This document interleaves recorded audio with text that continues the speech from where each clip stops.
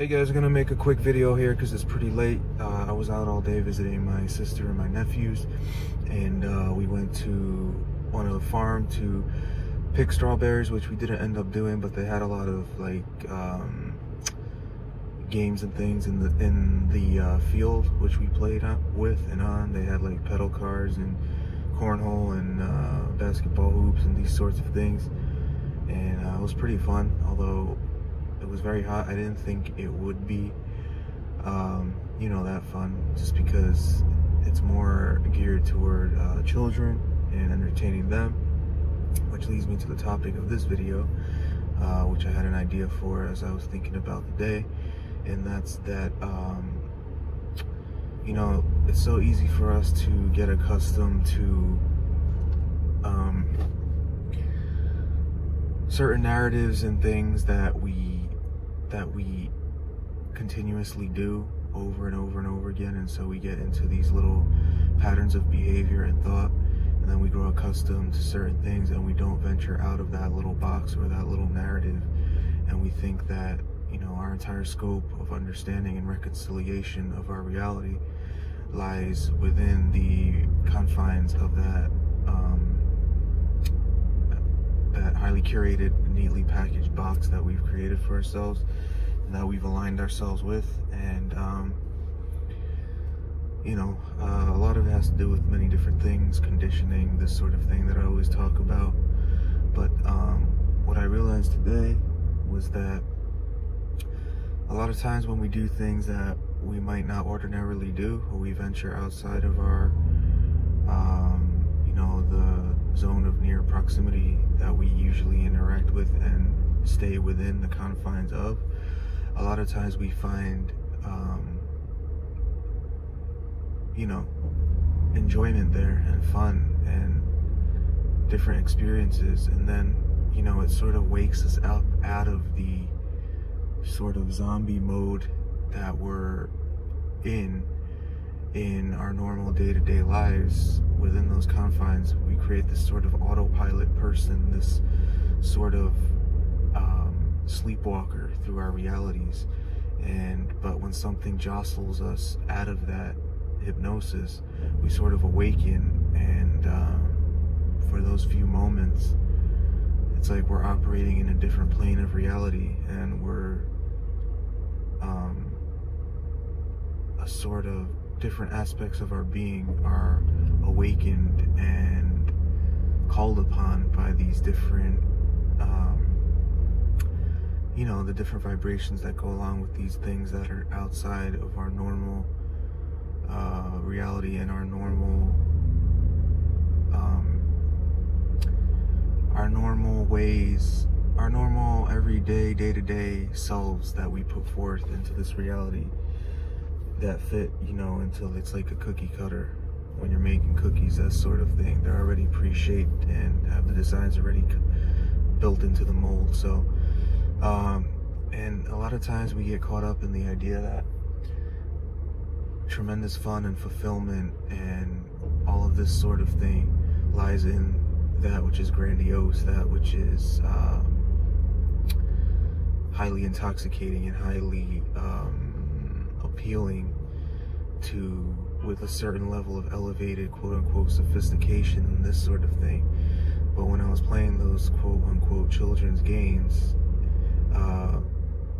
you can harken back to the simplicity of the level of consciousness and the state of being you were at as a child, and see that a lot of times all of that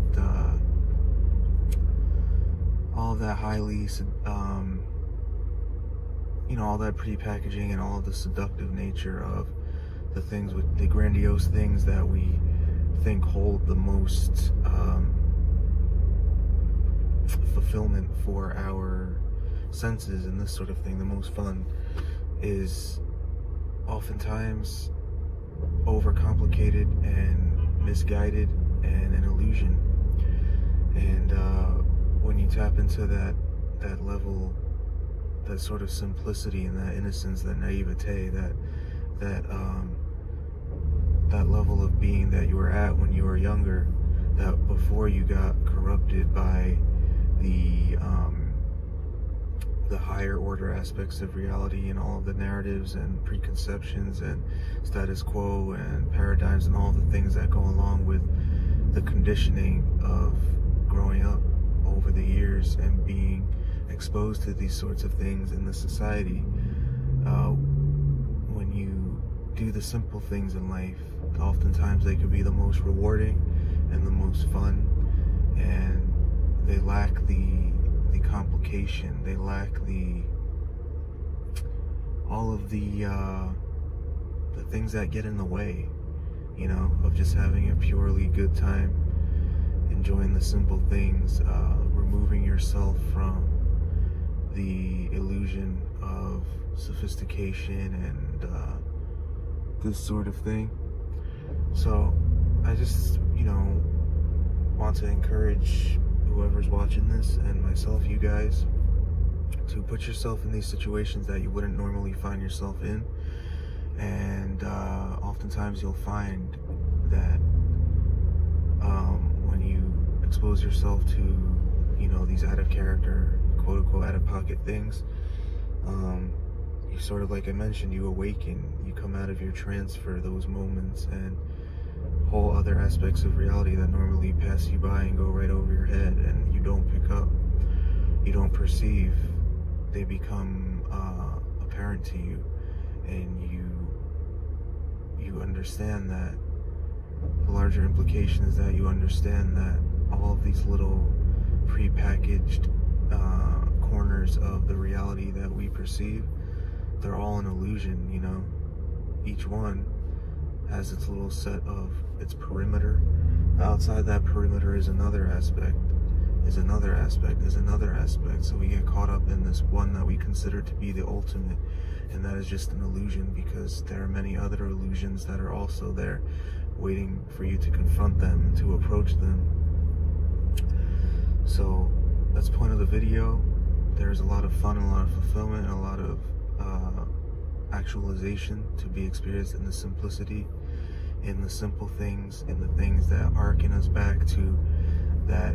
pure state, that state where we're closer to the source before the corruption of adulthood and this sort of thing. So find yourself, you know, doing things that you used to do, that you used to have fun with, that were just pure and simple, and understand the larger implication about the awakening that comes when you step outside of your long